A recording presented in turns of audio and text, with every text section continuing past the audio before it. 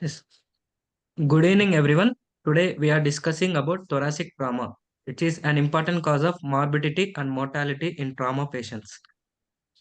Thoracic trauma accounts for about 25% of all severe injuries and it directly causes death in about 25% of patients.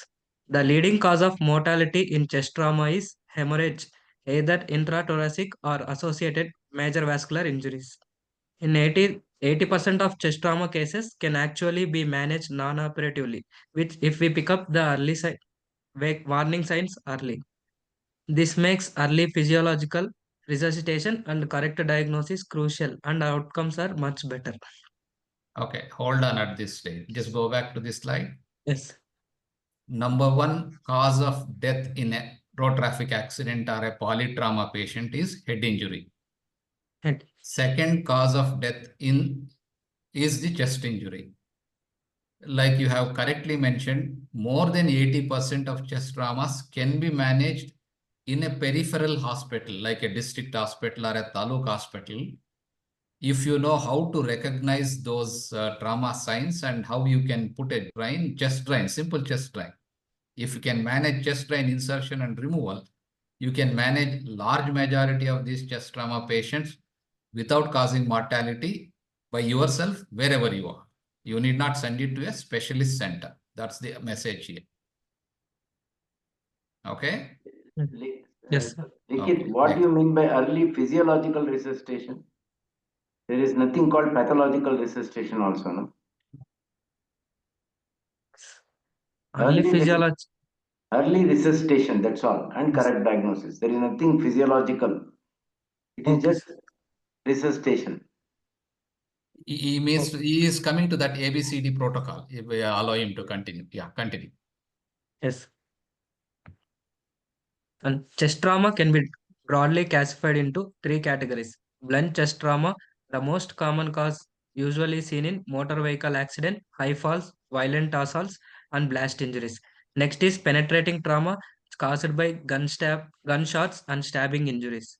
Next is compression injuries, which is less common but can cause significant internal damage with relatively few external signs.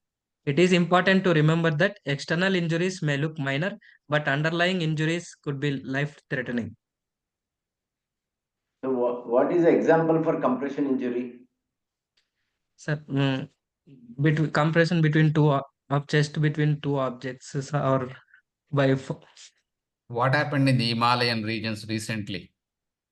when when heavy objects fall on the person, Yeah, cloud compression, burst, collapse, and landslides. landslide. Yeah. Okay, you are right. Continue. Yes. When evaluating a trauma patient, certain clinical signs should immediately make us think of chest injuries, like tachypnea and respiratory distress show that breathing is compromised. Shock suggests significant bleeding. Hemoptysis can indicate lung parenchymal injury, and chest wall confusion may point towards rib fractures and deeper injuries. Flail chest, where a segment of ribs moves paradoxically, and jugular venous distension and tracheal deviation suggests tension pneumothorax or tamponade, and cyanosis indicates inadequate oxygenation. Recognition of these signs at the bedside is vital because investigations often make time. Continue. Management of thoracic trauma always follows ATLS protocol. Primary survey aims to identify immediately life-threatening pathologies. Control of control of exsanguinating external hemorrhage immediately by application of packs and pressure directly onto the bleeding wound. Next is immediately assessment of airway is made by communicating with the patient. If the patient answers a question, they have intact airway. If there is no communication, there is airway compromise, which requires a stepwise progression. Okay, if you First, can hold here. The ATLS protocol typically is ABCD, airway, breathing, circulation, etc., isn't it? yes, What do you mean by C added in front to the left of ABCD? C is that is control of external Yeah. immediate. So if you have Yes. multiple lacerations on the leg and on the scalp, is that comes into C? Mm, No, and with, it is no, sir. basically if the patient has an amputation of a leg or a arm Yes. where there is an arterial spurt, before even the airway and breathing, you need to stop that exsanguinating bleeding. Whatever method that is available at that moment in time. You need not be in the hospital and casualty for that. If you see an accident patient with an amputated leg with a torrential bleeding, you can stop that bleeding by using whatever material available there and then itself. Maybe a ruler, maybe a scale, maybe a stick, maybe a dupatta from a female. You can stop that life-threatening hemorrhage. C is always put in a bracket for that reason.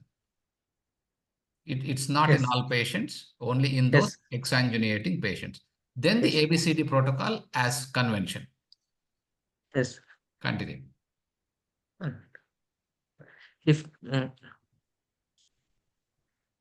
first clearing the airway by suctioning secretions or blood, followed by simple airway maneuvers such as jaw thrust, chin lift, and insertion of oro or nasopharyngeal airway.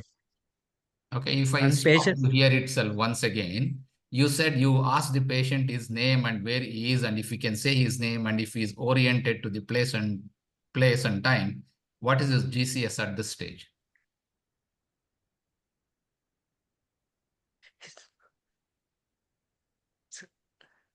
If the patient is is oriented, tells oriented, you the name and place, etc., GCS is at least 8 and above, eight, minimum 10 800. and above. That's where you said you need not worry about his airway. Yes. Okay, that's correct. Yes. Yeah, go on. Patient should receive high flow oxygen. And next, tension pneumothorax, massive hemothorax, or flail thorax accompanied by pulmonary contusion, and open pneumothorax compromise breathing acutely and can be diagnosed with physical Slide is stuck. examination alone. Sir? Your slide is stuck at ATLS protocol. Oh, yes. Uh, most clinical problems in B can be treated with relatively simple measures as endotracheal intubation, mechanical ventilation, and needle thoracocentesis or tube thoracostomy. To evaluate the efficiency of breathing, a pulse oximeter can be used for measuring saturation, and a chest radiograph is adjunct to primary survey and can be helpful in evaluating breathing difficulties. And circulation is the third priority in the primary survey. Circulatory problems in trauma patients are usually caused by hemorrhage. Blood pressure and heart rate are measured in trauma patients. And in these patients, 2 intravenous lines are started. And tranexamic acid administered with a dose of 1 gram IV over 10 minutes, followed by 1 gram over 8 hours, which reduces the risk of mortality from bleeding. And severely injured hypovolemic patients should be resuscitated with blood and blood products in the ratio of 1 is to 1 PRBC is to 1 FFP is to 1 platelets.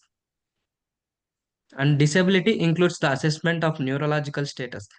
Glasgow Coma score is used to evaluate the severity of head injury. The score is arrived at by scoring eye opening, motor response, and verbal response. Normal oriented score is total of 15 points, and the poor score is 3 points. And environment and exposure represent hypothermia, burns, and possible exposure to chemical and radioactive substances should be evaluated and treated. Okay. During the yes, Complete this slide and then yes. hold them. Yeah.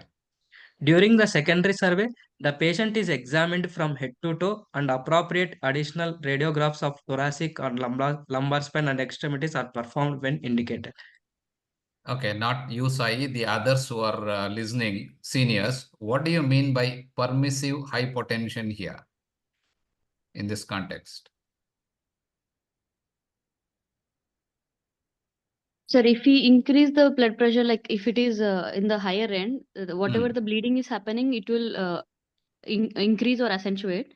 Mm. So we will take the blood pressure to a level where the cerebral perfusion is well and good, but not causing external increased hemorrhage. How do you assess that? Central venous pressure, sir. You are in a periphery and you don't have the central venous pressure, CVP, and all those things. Systolic Sir, BP between 98. yeah. 98. You are the only doctor in the bedside and you are in a periphery taluka hospital with only 2 nurses around. How do you know that there is enough blood pressure and there is enough systemic pressure to perfuse the brain, and you accept it? How do you clinically assess that? Sir, Palpable normal brachial pulse. blood pressure in Palpable radial contained pulse. pulse. Palpable radial pulse, just enough to feel the radial pulse. That gives you a systolic pressure normally in an average individual, 80 to 90, enough to perfuse the brain and the vital organs. Like you said, in a blunt injury abdomen where there is a splenic and liver laceration, etc., where it has stopped bleeding because of the coagulation and clots, you increase the blood pressure that leads to dislodgement and bleeding. So you maintain only at around 80-90 systolic is permissive hypotension. When will you not do this permissive hypotension? What is the contraindication for permissive hypotension? These are your exam questions. In case of head injury only, so direct. Correct. If there is a head injury, you can't do that. That's detrimental, in fact. Okay, Sai, back to you. Go on. Next slide. Life-threatening chest injuries are divided into two groups, immediate and potentially life-threatening injuries. The challenge is to quickly recognize the immediate threats because they directly impact survival in the first golden hour. We will be discussing each one in detail in further slides. Coming to tension pneumothorax. In tension pneumothorax, a one-valve mechanism allows air into the pleural space, but prevents from escaping, which leads to progressive accumulation of air and cause collapse of ipsilateral lung. Signs of tension pneumothorax are hypotension, respiratory distress and increase in respiratory rate, overinflated hemithorax, and hyperresonant on percussion, and reduced or absent breath sounds, and tracheal deviation and distended neck veins. Can you show me what findings are there on the X-ray that you have put up there? Which side is the pneumothorax? It's right side, sir. Right. Okay. Right side, because it is blackout and do you diagnose tension pneumothorax on an X-ray or a bedside clinical examination? it can be clinical diagnosis also. It can be it has to be a It has clinical to. diagnosis, immediate diagnosis, and then something has to be done to prevent further compromise. Yes. It is a clinical diagnosis first. If Yes. if the saturation, everything is okay, then you can get an X-ray to confirm. But if you suspect tension pneumothorax, immediately something has to be done. I think you have it in the next slide. Okay, go on. Yes. It is a clinical diagnosis and treatment should never be delayed waiting for radiological confirmation. Management is immediately performing needle decompression with a large bore cannula of 14 to 16 gauge in second intercostal space and mid-clavicular line. This must be followed by tube thoracostomy in fifth intercostal space anterior to mid-axillary line. Yeah, continue. Yeah. Tube thoracostomy is most commonly performed life-saving procedure in the chest trauma. It allows the evacuation of air, blood, pus, or chyle from the pleural space. A chest tube size ranges from 6 to 40 Frenches. Tube has fenestrations near the insertion end for drainage, and radio opaque stripe allows for imaging confirmation of proper placement. Indications of tube thoracostomy are pneumothorax, hemothorax, malignant pleural effusions, empyema, and chylothorax. And chest tube should be inserted superior to the lower rib margin in fourth or fifth intercostal space, anterior to mid-axillary line in triangle of safety. The triangle of safety is bordered anteriorly by lateral edge of pectoralis major and inferiorly by line of fifth intercostal space, superiorly by the base of axilla, and laterally by the lateral edge of latissimus dorsi. And proper chest tube placement requires a coordinated interprofessional team, which includes interventionist, for example, surgeon or emergency physician trained in thoracostomy, a nurse who assists with patient preparation, monitoring, and post-procedural care, and respiratory therapist manages ventilatory support and evaluate chest tube function. And before performing the procedure, briefly explain the procedure and obtain written consent from patient. Essential tools includes sterile test tube, surgical instruments like scalpel, blunt artery clips, and scissors, needle holder, sterile gloves, drapes, and gowns, etc. Three common positions for chest tube insertion are: first is patient lying on their back, semi-reclined with their hand on the side of insertion behind their head. Second is patient sitting upright and leaning forward on the edge of their bed with their bedside table locked in front of them with two pillows for the patient to rest their arms on. Third position is patient lying on their side with their head on a pillow and Okay, both hold of their on, hands hold on, underneath hold their on, head. hold on, hold on, hold on. When you show me the PPT, all these figures were not there. The first diagram that you are showing, head and elevated by 20-30 degrees with arm abducted, exposing the axillary space and the chest wall, is the only position that you will think of putting the chest drain. The second picture, the patient is sitting and leaning forward, is the standard position used for pleural thoracocentesis, needle or pigtail catheter insertion and drainage, most often used by the medical physicians for diagnostic tab, not for a chest drain insertion. Third picture that you are showing in a lateral position is again for pleural tapping, not for chest drain insertion. Chest drain insertion position is the first one that you described. Okay. Please ignore the other two positions. Never put a chest drain in those two positions. Okay? Okay. Yes, sir. Yeah, you should have looked at the ATLS protocol. Only the first picture. That's the only position you have to put the chest drain. Yes. Okay, next. Okay. Likith, you also have to stress that in emergency situations when the patient is very sick and very tachypneic, you don't have time to do all the things, consent and all those things. Those things Yes. can be done later. You have to Correct. stress that you have to do insert the intercostal tube, save the life, and then you can talk about other things. So here you Yes. are talking about thoracic trauma, and I think you're following the procedure as far as the chest tube is concerned, but you have to stress that in emergency situations, some of the steps can be, fast forward. Yes. Look, if the patient is unconscious, no need for local anesthesia.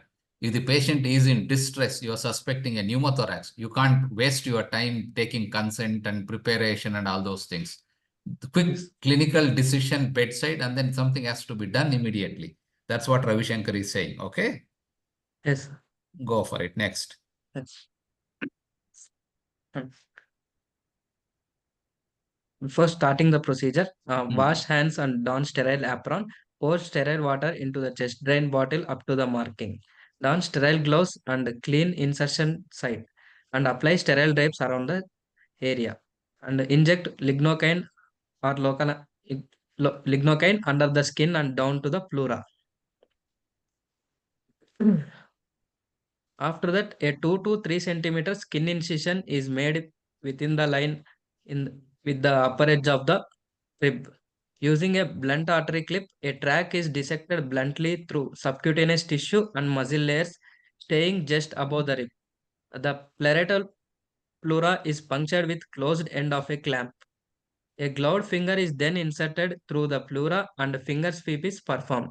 And insert a chest tube in apical direction, ensuring that the last drainage hole is well within the pleural space and is attached to the and chest tube is attached to underwater seal.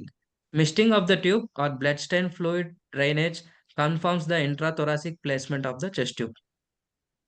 This is where I had asked you to put some pictures or video of this entire procedure. Yes, sir. Okay, so obviously Yes. you'll have lack of time and you will seem to have skipped all that. Okay, go on. Yeah. Yes. And the tube should be secured appropriately with sutures and the incision site closed to provide a tight seal on the tube. The area dressed with a number of swab gauzes to prevent kinking outside the body, and a post procedure chest X-ray to confirm the tube placement, and also inform the patient that the underwater seal must stay below the insertion site. Okay, continue. Yes. For pneumothorax, tube should be directed towards the apex, and for hemothorax and pleural effusion, a posterior oriented placement is preferred. A chest That's tube can be removed no, once no, no no, no, air no. leak. Oh God, yeah. The chest tube should always be directed towards the apex. Moment you try to direct it towards the base where the collection is, imagining the collection is downwards, you are likely to enter through the diaphragm into the abdomen and create complications. Chest Yes. pleural cavity is one cavity. If once the tube is in the pleural cavity, the fluid will find its way out. Yes. So direct your tube towards the apex, never Apex. towards the diaphragm. Okay. Okay. Yeah. Continue. Yeah. Chest tube can be removed once no air leak is noted and output is zero sanguinous approximately 150 to 400 cc over 24 hours. Okay. Continue. Yeah. Yeah. So, and complications are divided into immediate, early, and late. Immediate complications are malposition or improper placement of tube may end up in subcutaneous tissue, fissures, or even intra-abdominally. And organ injury include lung parenchyma, diaphragm, spleen, liver, stomach, or heart injuries. And vascular injuries include intercostal vessel injury leading to significant bleeding or hemothorax, and infection risk at insertion site if asepsis is not maintained. And re-expansion of pulmonary edema occurs when a large pneumothorax of effusion is rapidly evacuated.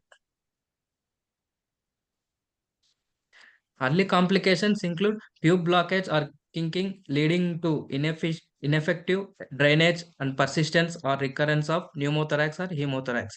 And next is persistent air leak due to lung injury or bronchopleural fistula. Dislodgement, accidental removal, especially in restless patients. Infection like local cellulitis or empyema, and subcutaneous emphysema if tube is malpositioned or air leak is not controlled. Continue. Late complications include empyema of infected pleural space due to prolonged drainage, or fibrothorax due to prolonged inflammation, and scarring of insertion site may cause cosmetic concerns, and chronic pain or neuropathic pain due to intercostal nerve injury.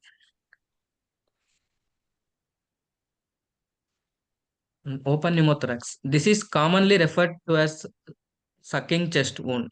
Can I stop you there, Sania? Is it possible for me to share the screen and show the steps of ICD insertion? Yes, sir. He has to stop sharing, then you can share, sir. Okay, you stop sharing Sai for some time. Yes. Just give me 5 minutes. I'll show you the schematic, diaphragmatic way how the drain is inserted. Yes. What you said is little confusing, and I don't want people to go home with the confused mind. Yes, sir. Can you see the slides now? Not yet, sir. Okay, just give me a second.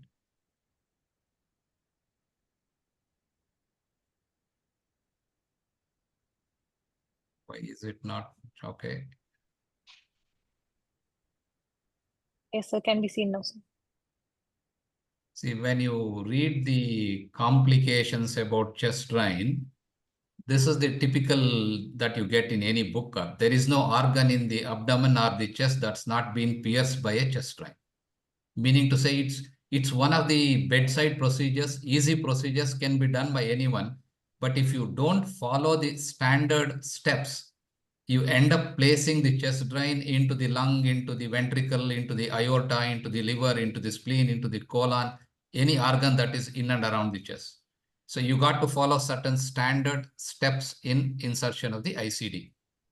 Of course, all this you said, how do you know if you are putting a drain electively in a patient with pleural effusion or an empyema, you need to follow all these precautions. Ask for a lignocaine test dose, or ask the patient whether they had been to dentist.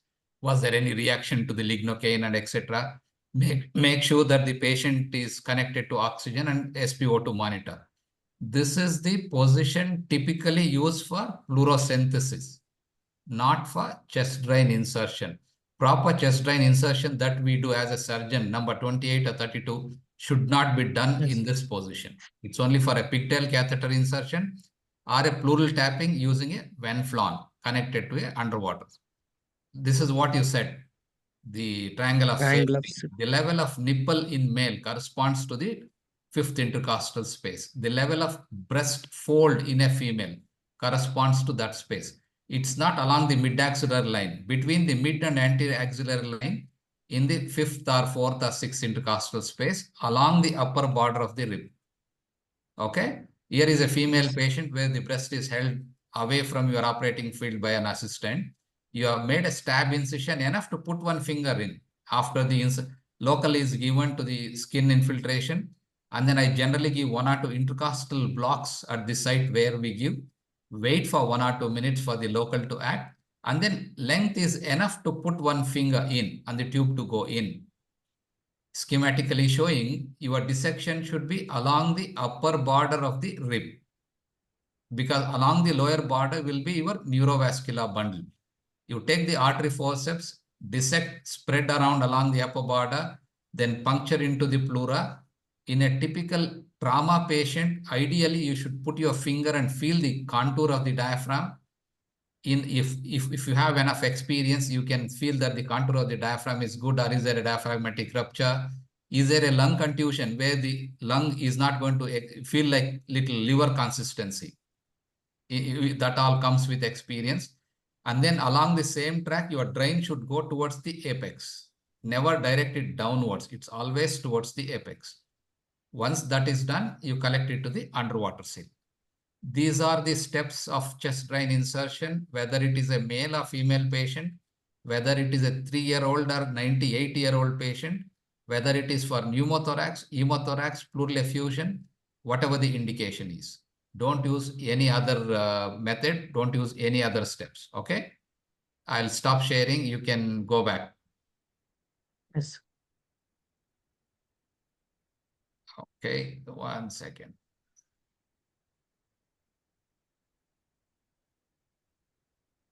How do I stop sharing?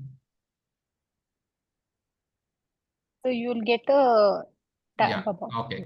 Now we'll go back. Yeah. Continue the rest of presentation.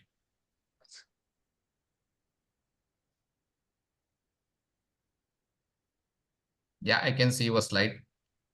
Is it coming, sir? Yeah. Yes.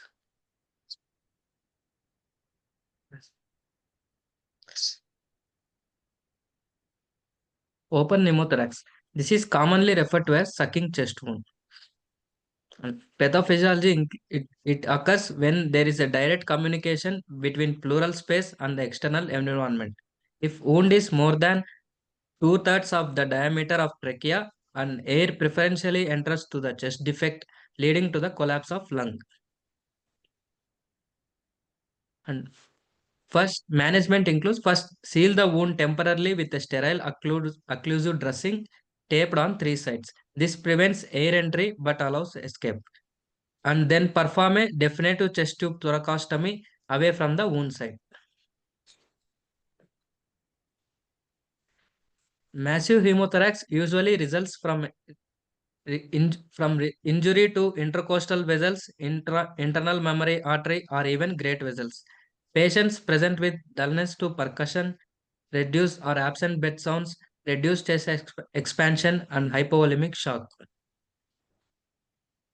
And management includes establishing 2 large IV cannulas, IV lines, and early blood product administration, and followed by inserting a chest tube to evacuate blood. Indicators for urgent thoracotomy include initial chest drain of more than 1500 ml and continuous drainage of more than 200 ml per hour. If these thresholds are met, surgical exploration is mandatory. Is there any doubt, and have you understood what he meant to say? If you put a drain, you are not drain more than a liter at once, but you continue to drain 200, 300 every hour, then also is an indication for surgery. Means there is patient is losing blood continuously. Okay, continue. Yes. Continue. Yes. And flail chest occurs when at least two adjacent ribs are fractured in two or more places, leading to free floating chest wall segment that moves paradoxically inward during inspiration and outward during expiration. This condition usually results from a blunt chest trauma. Why is that paradoxical movement, Sai? Sir? You said paradoxical movement. What do you understand by the term paradoxical movement? Opposite. Sir. When you take a deep breath during inspiration, the chest wall Chest should expands. okay? Yes. Expiration, obviously, chest has to collapse. Collapse. But when a segment of the chest wall becomes loose, because two or more adjacent ribs fractured at more than one side, means that segment of the chest wall has become loose. It's not part of the rigid chest wall. That Yes. moves paradoxically, in the sense when you take a deep breath, instead of coming up, it goes in. Why is that? Why does that happen? Because Why do you connect chest drain to underwater seal? chest drain. Anyone can answer. To maintain a one-way valve, sir. What is the need to maintain one-way valve? Why can't you connect an abdominal drain into underwater seal? Negative pressure. Intrapleural. Option, sir. Intrapleural pressure is always negative compared to the atmospheric pressure. That's why it has to be underwater seal, so that whatever the collection, air or fluid from the chest comes out, but external air cannot go inside. So once the rigidity of the chest wall is gone, that segment where it is multiple ribs are fractured, adjacent ribs fractured at more than one place, it start moving paradoxically. Go on. Yeah. Yes.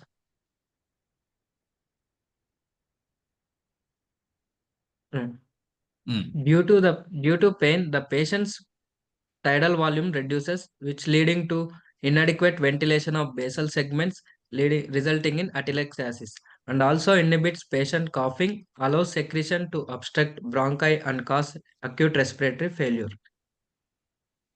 And management includes oxygen supplementation, adequate analgesia, and often via epidural or nerve blocks, and chest physiotherapy to mobilize secretions.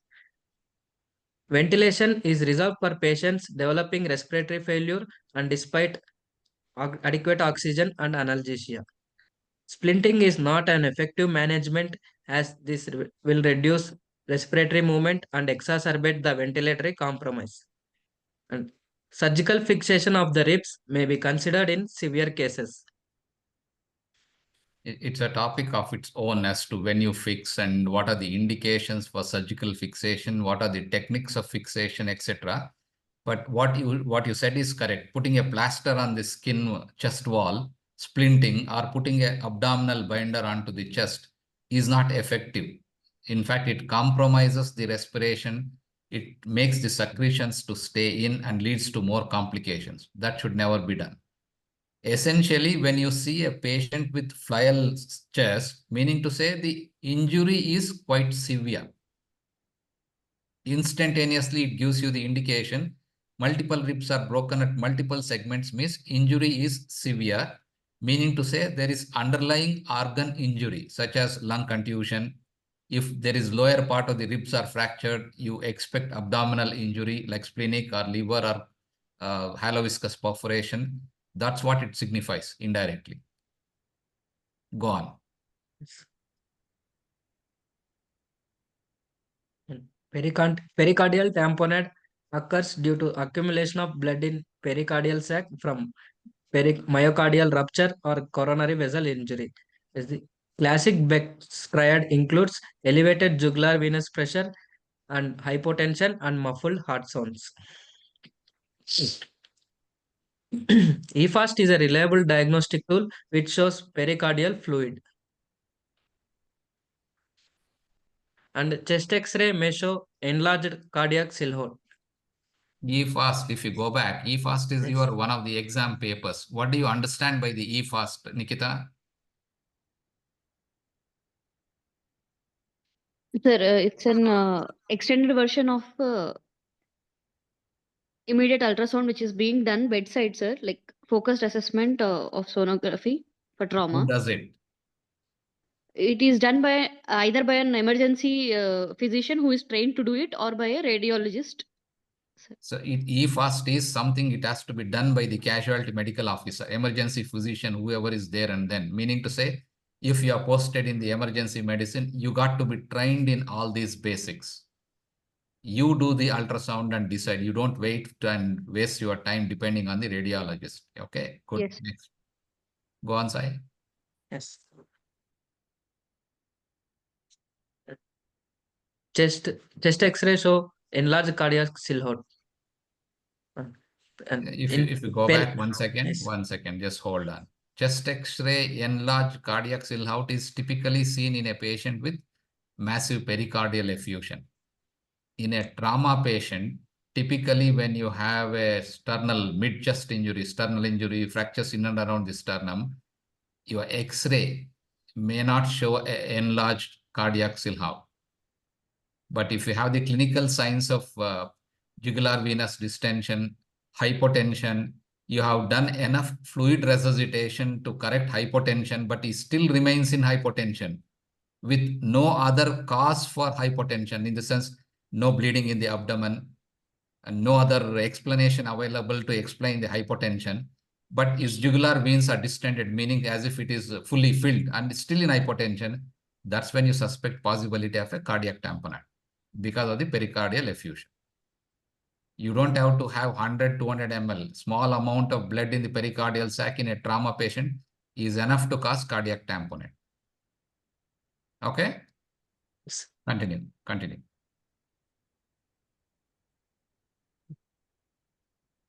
Pericardiocentesis is not effective in traumatic tamponade. The definitive management is surgical, either left anterolateral thoracotomy or median sternotomy with evacuation of hematoma and repair of cardiac injury. Wait. You can do a bedside immediate decompression of the cardiac tamponade. Is there anyone answering this question? Nikita, exam going.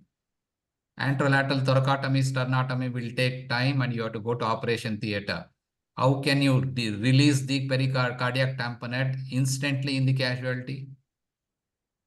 Can do a sternotomy, sir, or I don't have the instruments to do sternotomy. Patient is the in white bore hypotension. needle can be put into the. It's a blood which is in the pericardial sac, organized, clotted. It's not a massive quantity. It's a small quantity of clotted blood in the pericardium causing tamponade. You need to release it. How do you release it? Make an incision. Where? Sir, Oh, this is something you have to read and come. I will not tell you this. yes. What he has said is thoracotomy, sternotomy is not the correct answer. Where is the heart easily accessible from? Come on, think. When you do a midline laparotomy, what do you see? From subcostal zone, sir. Zified. Upper midline incision, what do you feel? What do you take out if required? Zified process. If you From take the- out the Zified process, what do you get? Heart, like pericardium. That's all you have to do instantly there and then in the casualty with the minimum instruments available to you. Make as small or as big incision you want, take out the Zifi sternum and pericardium is right there, open it. You decompress the cardiac tamponade. Don't waste your time. You may get 1 or 2 lifetime if you are active practicing surgeon, seeing trauma patients on a regular basis. You may get 1 or 2 opportunities like it is described here in your lifetime. You don't get this every day. Okay? Yes. Just keep that possibility in mind. Like I said, you suspect cardiac tamponade due to blood in the pericardium. patient remains in hypotension and you don't have any other explanation for hypotension, no bleeding anywhere, and you are given enough fluid to resuscitate but remains in hypotension, but there is chest injury. That's when you suspect possibility of a cardiac tamponade due to pericardial collection. And that the simplest is Ziffy sternotomy excision and open the pericardium as big as you can at that moment in time. Okay? Yes. Go Yes. on, next. Sai, continue. Yes. Hmm. Coming to the emergency thoracotomy, it is performed in cases when conventional resuscitation is failing and survival is only possible through direct surgical control of surgery. Indications include penetrating thoracic trauma with less than 15 minutes of pre-hospital CPR and blunt thoracic trauma with less than 10 minutes of pre-hospital CPR and penetrating trauma to the neck or extremities with less than 5 minutes of CPR. Persistent and severe post-injury hypotension with systolic blood pressure below 60 mmHg due to tamponade or uncontrolled intrathoracic bleeding. Okay, this again, Nikita, this is an exam question, emergency thoracotomy. There's a big topic that you need to read. Like what he has mentioned here, indications for emergency thoracotomy is basically you can do an internal cardiac massage, control a major bleed either from the aorta, pulmonary artery, etc. And those are the two indications. Then you need to know what are the survival chances. If they survive, will they really be a normal life or will they remain in vegetative state? What are the chances and etc. etc. This is an exam question. Next.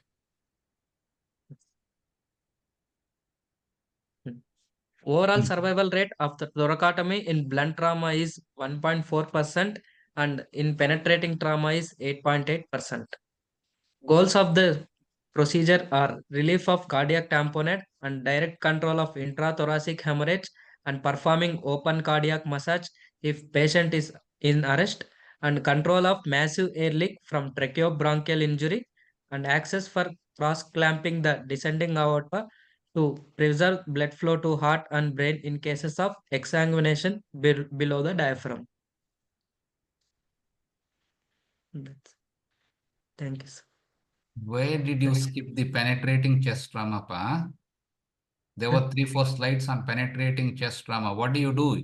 If bullet injury is something that you don't see often in India, but if you see often chest knife injury, stab injury to the chest wall, what will you do then? How do you assess and what do you do?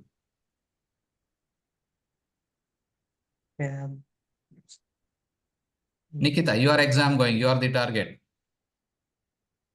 Do all these patients with stab injury, penetrating trauma require thoracotomy?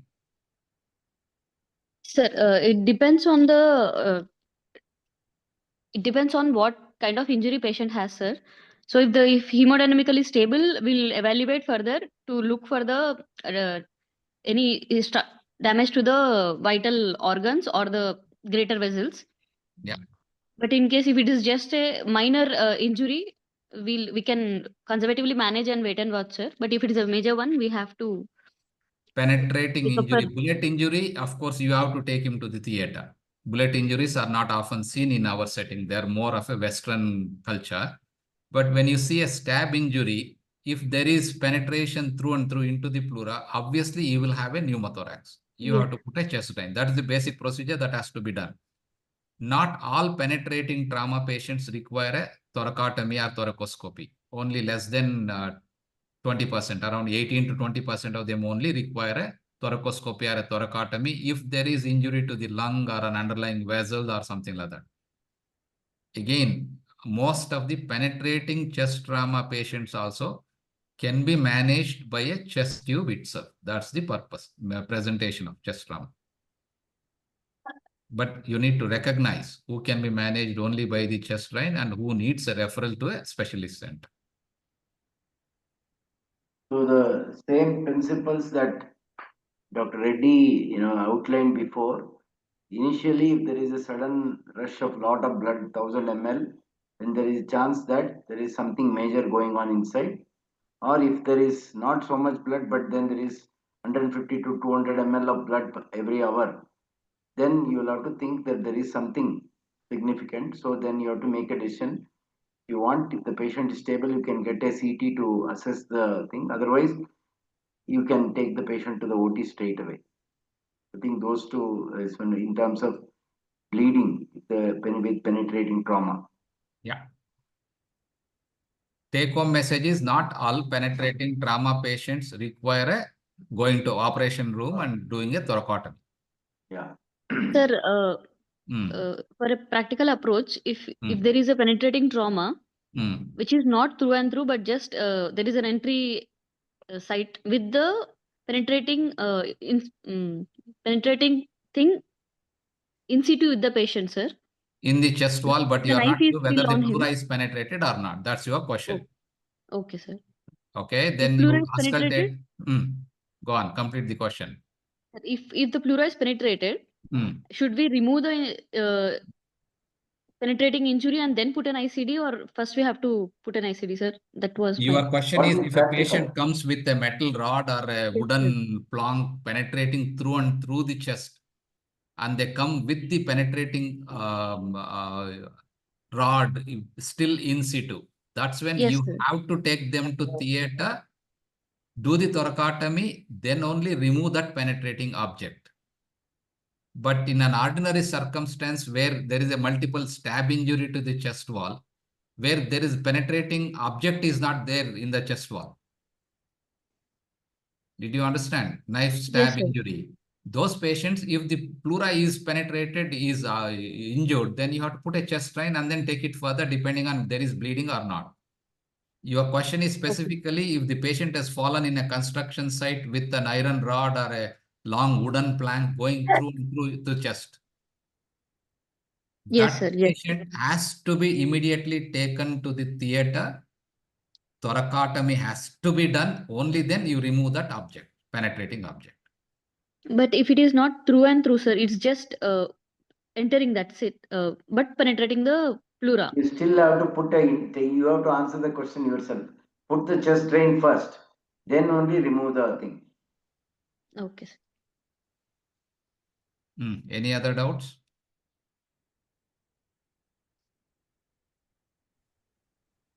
Sir, in the same penetrating trauma, only if there is a stab wound is there.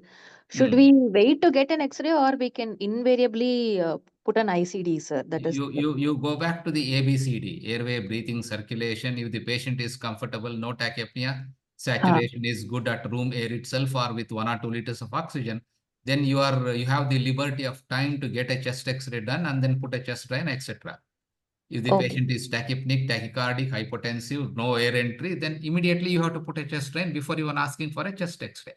Okay, okay. Your ABCD protocol holds for every patient, irrespective of what type of trauma they come in. Okay. Okay? Yes, sir. Yeah. Next, any other questions? Other thing is, I think Dr. Reddy will agree. Whenever there are multiple stab injuries, when you palpate the chest, if you see there is surgical emphysema, then you know most of the time that the pleura has been breached. Correct. So you will have to, when that is the case, you put a chest tube first and then evaluate the patient later. Correct. Because You you don't don't waste want time asking for X-ray and all those things in those you patients. don't want them to go into tension pneumothorax situation. Yeah. Ravi, you have trained them well. First time he is presenting on the stage in SSB and he has done a good job. Today also preparation of slides and presentation is quite reasonably good. Good. Yeah, good. Yeah. I Good. don't think I can take any credit for this. I think he has done it well. Yeah. If there are no more questions, can we call it a day? Yeah, no more questions.